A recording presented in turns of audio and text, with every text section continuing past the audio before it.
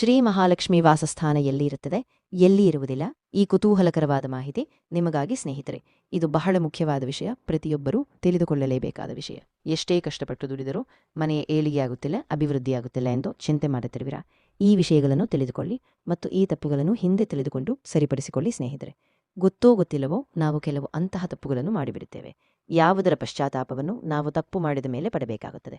ನಮ್ಮ ತಪ್ಪಿನ ಅರಿವು ನಮಗೆ ಆಗುವಷ್ಟರಲ್ಲಿ ನಾವು ಅಷ್ಟೊತ್ತಿಗಾಗಲೇ ನಾಶವಾಗಿರುತ್ತೇವೆ. ಮತ್ತೆ ನಮಗೆ ಅದು ಹೇಗೆ ಆಯಿತು ಅನ್ನೋದು ಕೂಡ ಗೊತ್ತಾಗುವುದಿಲ್ಲ. ಹಾಗಾದರೆ ನಾವು ಜೀವನದಲ್ಲಿ ಲಕ್ಷ್ಮೀದೇವಿ ಕೋಪಿಸಿಕೊಳ್ಳುವಂತಹ ಹಾಗೂ ನಮಗೆ ತಿಳಿಯದೆ ನಮ್ಮನ್ನು ನಾಶ ಮಾಡುವಂತಹ ಯಾವ ತಪ್ಪುಗಳನ್ನು ಮಾಡುತ್ತೇವೆ, ಯಾಕೆ ಮಾಡುತ್ತೇವೆ, ಮತ್ತೆ ಅವುಗಳನ್ನು ಆಗದಂತೆ ಹೇಗೆ ನೋಡಿಕೊಳ್ಳಬೇಕು ಮತ್ತು ಲಕ್ಷ್ಮೀನಾರಾಯಣರ ಕೃಪಾಕಟಾಕ್ಷವನ್ನು ಪಡೆಯುವುದು ಹೇಗೆ, ನಮ್ಮ ಜೀವನವನ್ನು ಹೇಗೆ ಸುಖಮಯ ಮಾಡಿಕೊಳ್ಳುವುದು ಅನ್ನೋದನ್ನು ಇವತ್ತಿನ ಈ ಮಾಹಿತಿಯಿಂದ ನಾವು ತಿಳಿದುಕೊಳ್ಳಬಹುದು ಸ್ನೇಹಿತರೆ. ಅದಕ್ಕೂ ಮೊದಲು ನೀವು ನಿಮ್ಮ ಮನೆಯ ಏಳಿಗೆಯನ್ನು ಬಯಸುವುದಾದರೆ, ನೆಮ್ಮದಿಯ ಜೀವನವನ್ನು ಬಯಸುವುದಾದರೆ, ಶ್ರೀ ಲಕ್ಷ್ಮೀನಾರಾಯಣರ ಕೃಪಾಕಟಾಕ್ಷವನ್ನು ಬಯಸುವುದಾದರೆ ಈ ವಿಡಿಯೋವನ್ನು ಲೈಕ್ ಮಾಡಿ ಮತ್ತು ಚಾನಲನ್ನು ಸಬ್ಸ್ಕ್ರೈಬ್ ಮಾಡಿ. ಕಮೆಂಟ್ ಬಾಕ್ಸ್ನಲ್ಲಿ ಓಂ ಲಕ್ಷ್ಮೀನಾರಾಯಣಾಯ ಎಂದು ಬರೆಯಿರಿ. ಪ್ರತಿದಿನ ಮನೆಯ ಮುಂದೆ ಬಾಗಿಲು ಸಾರಿಸಿ ಯಾರು ರಂಗೋಲಿ ಇಡುತ್ತಾರೋ ಅಲ್ಲಿ ಲಕ್ಷ್ಮೀ ವಾಸಸ್ಥಾನ ಇರುತ್ತದೆ. ಯಾರು ಮನೆಯ ಬಾಗಿಲು ಸಾರಿಸುವುದಿಲ್ಲ, ರಂಗೋಲಿ ಇಡುವುದಿಲ್ಲ, ಅಲ್ಲಿ ಜ್ಯೇಷ್ಠ ಲಕ್ಷ್ಮೀ ವಾಸಸ್ಥಾನವಿದ್ದು ಅಲ್ಲಿ ಮಹಾಲಕ್ಷ್ಮಿ ಇರುವುದಿಲ್ಲ. ಮನೆಗೆ ಬಂದವರನ್ನು ಒಳಗೆ ಕರೆದು ಆದರಿಸುವವರ ಮನೆಯಲ್ಲಿ ಲಕ್ಷ್ಮಿ ಇರುತ್ತಾಳೆ. ಮನೆಗೆ ಬಂದವರನ್ನು ಒಳಗೆ ಕರೆಯದೆ ಮಾತಾಡಿಸದೇ ಇರುವವರ ಮನೆಯಲ್ಲಿ ಲಕ್ಷ್ಮಿ ಇರುವುದಿಲ್ಲ. ಮನೆಗೆ ಬಂದ ಹೆಂಗಸರಿಗೆ ಅರಿಶಿನ, ಕುಂಕುಮ, ಹೂವು, ತಾಂಬೂಲ ಕೊಡುವವರ ಮನೆಯಲ್ಲಿ ಲಕ್ಷ್ಮಿ ಇರುತ್ತಾಳೆ.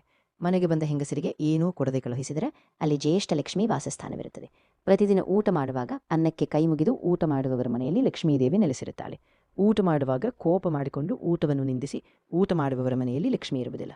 ಶುಕ್ರವಾರ, ಮಂಗಳವಾರ, ಅಮಾವಾಸ್ಯ, ಹುಣ್ಣಿಮೆ, ಏಕಾದಶಿ, ದ್ವಾದಶಿ ಇತ್ಯಾದಿ ದಿನಗಳನ್ನು ಬಿಟ್ಟು ಉಳಿದ ದಿನಗಳಲ್ಲಿ ದೇವರ ವಿಗ್ರಹ ಕಲಸವನ್ನು ಶುದ್ಧಿ ಮಾಡುವವರ ಮನೆಯಲ್ಲಿ ಶ್ರೀ ಮಹಾಲಕ್ಷ್ಮಿ ನೆಲೆಸಿರುತ್ತಾಳೆ. ಶುಕ್ರವಾರ, ಮಂಗಳವಾರ, ಅಮಾವಾಸ್ಯೆ, ಹುಣ್ಣಿಮೆ, ಏಕಾದಶಿ, ದ್ವಾದಶಿ ಇಂತಹ ದಿನಗಳಲ್ಲಿ ದೇವರ ವಿಗ್ರಹ ಕಲಸವನ್ನು ಶುದ್ಧಿ ಮಾಡಿದರೆ ಆ ಮನೆಯನ್ನು ಲಕ್ಷ್ಮಿ ತೊರೆಯುತ್ತಾಳೆ. ರಾತ್ರಿಯ ಸಮಯದಲ್ಲಿ ಮಾತ್ರ ನಿದ್ದೆ ಮಾಡಿದರೆ ಒಳ್ಳೆಯದು. ಮುಸ್ಸಂಜೆಯಲ್ಲಿ ನಿದ್ದೆ ಮಾಡುವುದು ಆರೋಗ್ಯ ಸಮಸ್ಯೆ ಇರುವವರನ್ನು ಬಿಟ್ಟು ಒಳ್ಳೆಯದಲ್ಲ, ಅದು ದಾರಿದ್ರ್ಯಕ್ಕೆ ಕಾರಣವಾಗುತ್ತದೆ. ಪೂಜೆ ಕಾಲದಲ್ಲಿ ರೇಷ್ಮೆ ವಸ್ತ್ರ, ಶ್ವೇತವಸ್ತ್ರ ಅಥವಾ ಸೀರೆ ಉಟ್ಟು ಪೂಜೆ ಮಾಡುವವರ ಮನೆಯಲ್ಲಿ ಲಕ್ಷ್ಮೀದೇವಿ ಸದಾ ನೆಲೆಸಿರುತ್ತಾಳೆ. ಪೂಜಾ ಕಾಲದಲ್ಲಿ ಕಪ್ಪು ವಸ್ತ್ರ, ಹರಿದ ವಸ್ತ್ರ, ಮೈ ಒರೆಸಿದ ಟವಲುಟ್ಟು ಅಥವಾ ನೈಟಿ ಧರಿಸಿ ಪೂಜೆ ಮಾಡಿದರೆ ಲಕ್ಷ್ಮಿ ನೆಲೆಸುವುದಿಲ್ಲ. ವೀಳ್ಯದೆಲೆ ತುಳಿ ಹಾಗೂ ತೊಟ್ಟು ತೆಗೆದು ತಿನ್ನುವವರ ಮನೆಯಲ್ಲಿ ಲಕ್ಷ್ಮೀ ವಾಸವಿರುತ್ತದೆ. ವೀಳ್ಯದೆಲೆ ತುಳಿ ಹಾಗೂ ತೊಟ್ಟು ತೆಗೆದೇ ತಿನ್ನುತ್ತಿದ್ದರೆ ಲಕ್ಷ್ಮೀ ನಿಲ್ಲುವುದಿಲ್ಲ. ದೇವರ ಪೂಜಾ ಕಾಲದಲ್ಲಿ 2 ದೀಪ ಹಚ್ಚಿ ಪೂಜಿಸಿದರೆ ಬಹಳ ಒಳ್ಳೆಯದು. ದೇವರಿಗೆ ಒಂಟಿ ದೀಪ ಹಚ್ಚಿ ಪೂಜಿಸುವುದು ಒಳ್ಳೆಯದಲ್ಲ. ಹಿರಿಯರಿಗೆ, ಗುರುಗಳಿಗೆ, ಸುಮಂಗಲಿಯರಿಗೆ ತಾಂಬೂಲ ಕೊಡುವಾಗ ದಕ್ಷಿಣೆ ಸಮೇತ ಕೊಟ್ಟರೆ ಮಹಾಲಕ್ಷ್ಮಿಗೆ ಬಹಳ ತೃಪ್ತಿಯಾಗುತ್ತದೆ. ದಕ್ಷಿಣೆ ಇಲ್ಲದೆ ತಾಂಬೂಲ ಕೊಡುವವರ ಮನೆಯಲ್ಲಿ, ಹರಿದಿರುವ ವೀಳ್ಯದೆಲೆ ತಾಂಬೂಲ ಕೊಡುವವರ ಮನೆಯಲ್ಲಿ ಲಕ್ಷ್ಮಿ ನಿಲ್ಲುವುದಿಲ್ಲ.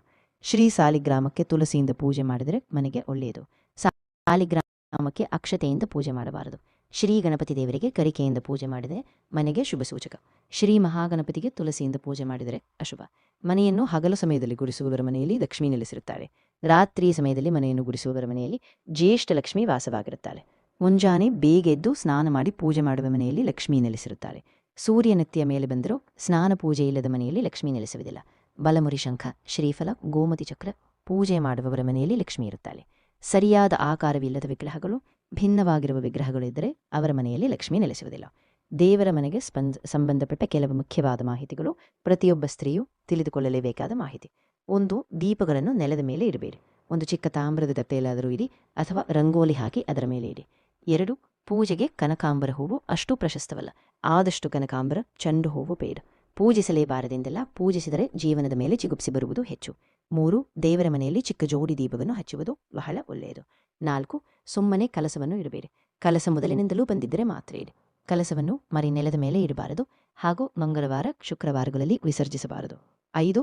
ಶಿವಲಿಂಗವನ್ನು, ವಿಷ್ಣುಪಾದವನ್ನು, ದೇವರ ವಿಗ್ರಹವನ್ನು ನೆಲದ ಮೇಲೆ ಇಟ್ಟು ಪೂಜಿಸಬಾರದು. ತಟ್ಟೆಯಲ್ಲಿದ್ದರೂ ಸಹ ಒಂದು ಮನೆಯ ಮೇಲೆ ಇಟ್ಟಿದ್ದರೆ ಬಹಳ ಒಳ್ಳೆಯದು. 6. ಕಾಮಾಕ್ಷಿ ದೀಪವನ್ನು ದೇವರ ಬಲಗಡೆ ಅಥವಾ ಈಶಾನ್ಯದಲ್ಲಿ ಇಡಿ. ಜ್ವಾಲೆ ಪೂರ್ವ, ಉತ್ತರ ಅಥವಾ ಈಶಾನ್ಯಕ್ಕೆ ಇರಬೇಕು. 7. ವೀಳ್ಯದೆಲೆ, ಅಡಿಕೆ, ದಕ್ಷಿಣೆ ಇಲ್ಲದೆ ನೈವೇದ್ಯ ಮಾಡಿದರೆ ಅದು ಪೂರ್ಣ ಫಲ ಕೊಡುವುದಿಲ್ಲ. 8. ದೇವರಿಗೆ ನೈವೇದ್ಯ ಮಾಡಲು ಏನೂ ಇಲ್ಲದಿದ್ದಾಗ ಬೆಲ್ಲ ನೈವೇದ್ಯ ಮಾಡಬಹುದು. ಕಲ್ಲು ಸಕ್ಕರೆ, ಖರ್ಜೂರು ಕೂಡ ನೈವೇದ್ಯ ಮಾಡಬಹುದು. ಬಿಸಿ ಇರುವ ಹಾಲು, ಬಿಸಿ ಇರುವ ತುಪ್ಪ ಅಭಿಷೇಕಕ್ಕೆ ಉಪಯೋಗಿಸಬೇಡಿ. 10. ಅನ್ನ ನೈವೇದ್ಯ ಮಾಡುವವರು ಬರೀ ಅನ್ನ ನೈವೇದ್ಯ ಮಾಡಬೇಡಿ. ಅನ್ನಕ್ಕೆ ತುಪ್ಪ ಹಾಕಿ ನೈವೇದ್ಯ ಮಾಡಿ. ಹಾಲು ಅನ್ನ, ಮೊಸರು, ತುಪ್ಪದ ಅನ್ನ ನೈವೇದ್ಯ ಮಾಡಬಹುದು. ನಮ್ಮ ಹಿರಿಯರು ಹೇಳಿಕೊಟ್ಟ ಎಲ್ಲಾ ಸಂಪ್ರದಾಯಗಳನ್ನು ಪಾಲಿಸುವುದರಿಂದ ಖಂಡಿತವಾಗಿಯೂ ಒಳ್ಳೆಯದೇ ಆಗುತ್ತದೆ. ಮಹಾಲಕ್ಷ್ಮಿಯಮ್ಮ ಎಲ್ಲರಿಗೂ ಸಕಲ ಸಂಪತ್ತು ಕೊಟ್ಟು ಕಾಪಾಡಲಿ. ಸ್ನೇಹಿತರೆ, ಈ ಮಾಹಿತಿ ನಿಮಗೆ ಇಷ್ಟವಾದರೆ ದಯವಿಟ್ಟು ಲೈಕ್ ಮಾಡೋದನ್ನು ಮರೆಯಬೇಡಿ ಹಾಗೂ ಮತ್ತೆ ವಿಡಿಯೋಗಳಿಗಾಗಿ ನಮ್ಮ ಚಾನೆಲ್ ಅನ್ನು ಸಬ್ಸ್ಕ್ರೈಬ್ ಮಾಡಿ. ಕೇಳಿದ್ದಕ್ಕಾಗಿ ಧನ್ಯವಾದಗಳು. ನಿಮ್ಮ ಜೀವನದಲ್ಲಿ ಶ್ರೀ ಮಹಾಲಕ್ಷ್ಮಿಯ ಅನುಗ್ರಹ ಸದಾ ಇರಲಿ. ನಿಮ್ಮ ಮನೆಯಲ್ಲಿ ಸುಖಮಯತೆ, ಸಂಪತ್ತು ಮತ್ತು ಸಮೃದ್ಧಿ ನೆಲೆಸಿರಲಿ. ಈ ಮಾಹಿತಿಯನ್ನು ಇತರರಿಗೂ ಹಂಚಿ ಅವರೂ ಸಹ ಈ ಮಹತ್ವವನ್ನು ತಿಳಿದುಕೊಳ್ಳುವಂತೆ ಮಾಡಿ. ಧನ್ಯವಾದಗಳು.